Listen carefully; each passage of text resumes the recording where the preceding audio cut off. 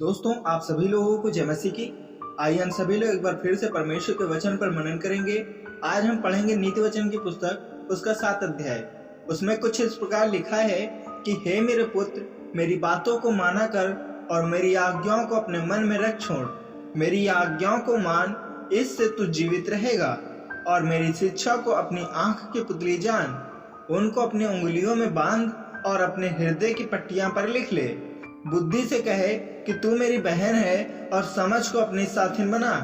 तब तू परा स्त्री से बचेगा जो चिकनी चुपड़ी बातें बोलती हैं। मैंने एक दिन अपने घर की खिड़की से अर्थात अपने झरोखे से झांका, तब मैंने भोले लोगों में से एक निर्बुद्धि जवान को देखा। वह उस स्त्री के घर के कोने के पास की सड़क पर चला जाता था, और उसने उसके घर का मार्ग लिया।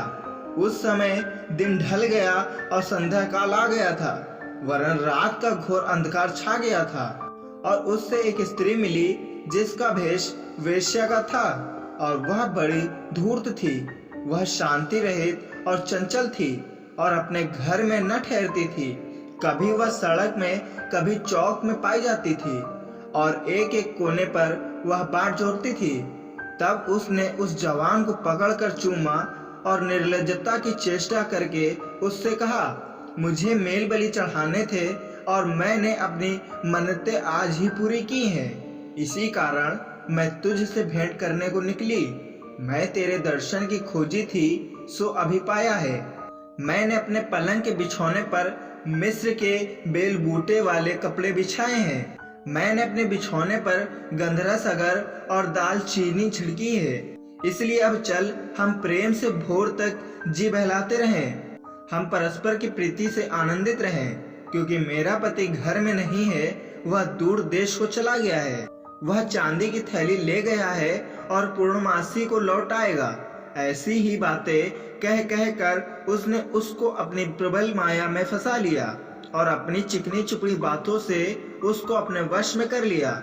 और वह तुरंत उसके पीछे हो लिया, और जैसे बैल कसाई खाने को, वह जैसे बेड़ी पहने हुए कोई मूढ़ ताड़ न पाने को जाता है। अंत में उस जवान का कलेजा तीर से भेदा जाएगा। वह उस चिड़िया के समान है जो फंदे की ओर वेग से उड़े, और न जानती हो कि उसमें मेरे प्राण जाएंगे। अब हे मेरे पुत्रों, मेरी सुनो और मेरी बातों पर मन लगाओ।